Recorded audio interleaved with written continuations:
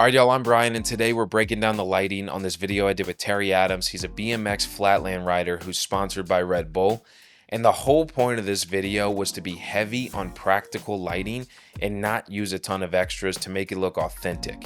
This video was filmed at 3 in the morning, and we wanted to make it look like it's being filmed at 3 in the morning because that is when he runs. Obviously, I'm going to be playing cuts throughout this video, but I'll play the full video at the end. If that's all you want to see, skip to that. But if not, let's get into it. We wanted the lighting to be very authentic, very realistic. And so with that being said, if there's one thing that's not usually on at 3 in the morning, it's lights. I think on this particular morning, it was also like in the teens, like really cold, and his pool's heated, so we were getting that nice smoke and steam coming off the pool as well. So the next shot is where we used all practicals. He's walking into the kitchen to kind of start his morning routine. The floodlight outside the home is already on, and he flips on his stove light as he would on a usual morning to give himself some light in the kitchen. There is nothing being used here besides the lights that already exist inside of his kitchen. I mean, this is exactly what I'm talking about with keep it simple. Like, we didn't need to add things. We wanted this to look very authentic. So moving into this area with his dining table, he's got his stuff set out and ready to go for his morning run. The lamp behind him is a practical light. That's what was already there. We flipped it on. It gave us a little bit of a flare. And then over to his left, but right of camera, we actually added a tube light up there to kind of mimic what would be a practical light in this shot. We just couldn't control that as much, so we turned those off and put a tube light up there to still give it kind of a soft glow. But again, I want to say we're on like less than 5% intensity. You can actually see the tube light in this shot right here. We were actually okay with that because tube lights mimic some real world lights. I mean, they don't look uncommon to see them in certain places. It's not like if you see a monolight shining somewhere, like that looks obvious, but this looks subtle, looks like it maybe belongs there. Moving on to this shot in his garage door has this film on it to where you could see through it, but it's obviously very blurry. And so outside of here, he's got some floodlights. We actually turned those off, but just mimicked it with an Aperture P60c panel, I think it was. Once again, just gave us a little bit more control over the intensity. I think the floodlight was a little too much, so we put our own light out there to mimic it.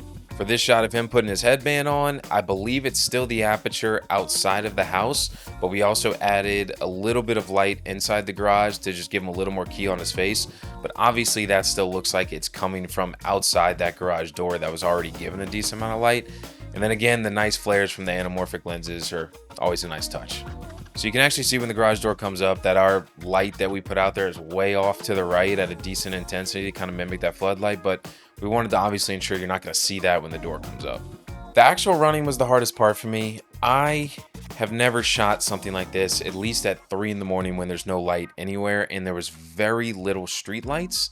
So I kind of had no idea what to do.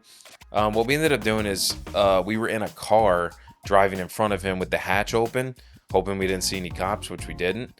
But we had a tube light on the right side of the hatch clamped up there, just kind of shooting at him continuously, trying to replicate street lights. Looking back now, I'm like, I wish we would have found a way to kind of make it come on and off. But again, there weren't really any street lights to even replicate that often. So it was a challenge, and we basically were like, well, we got to see this guy. So I don't really care if this part doesn't look as realistic as it could, because we need to see him running, regardless of whether there is that light existing or not. So we kind of broke that complementing the practicals rule and making sure there's actually light coming from somewhere. But at the end of the day, the focus was actually seeing Terry running. This end shot again is just him walking up to his house, floodlights, pool lights, all that kind of stuff on. We didn't add anything here, obviously. But yeah, that's how we decided to end that video. So just one big thing I want to get across is that you don't have to go crazy with your lighting. You don't have to have 5 1200x aperture lights to get good lighting. You don't have to have an 8-foot scrim. You don't have to have the biggest soft boxes. You don't have to have a 5-man grip crew to get this stuff done for you. You can make it happen on a budget. And even in this situation, we have access to better lights. We have a bunch of aperture lights, but we chose to use just a couple tube lights and I guess an Aperture P60 panel throughout this entire video, because that's what looks realistic and that's what actually complements the existing lighting. And that's where I would tell people to start, is complement the lighting that should be there. Don't just start throwing in lighting because it's supposed to be there. I mean, look, when you're shooting an interview, key them up, make them look good. The lighting doesn't have to actually complement anything, just make the interview look well lit. But when you're talking about shooting actual scenes, you should be going for realism. You should be going for something that looks natural. And if that means you're using a lot of practicals and not many extra lights, that's totally okay. The amount of stuff you can do with minimal to even no lighting is actually insane. I mean, remember the beginning of this video is no lighting in the kitchen. I mean, what, like I said, we use the tube for like 1% push. You can use a lot of things to get that kind of light that costs like $10 on Amazon. So you can do stuff right now that maybe you don't think you actually can do because you're thinking about lighting in this fancy, incredible way. I'm telling you, go out and shoot some stuff with what you currently have. Use practicals to your advantage. I promise you, you will make something cool. One reason why I like running at night is really just because I feel like I'm the only one awake.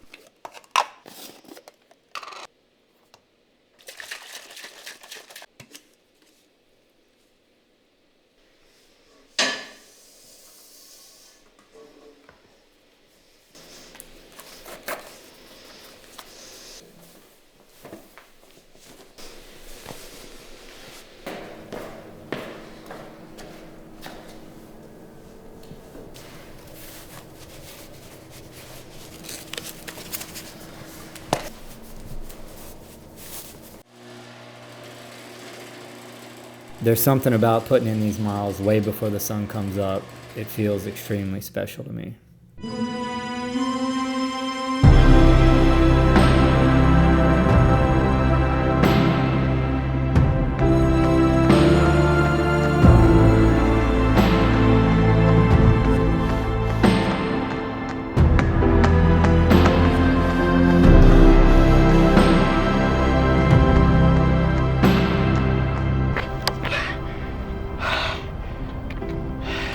100 miles, 30 days.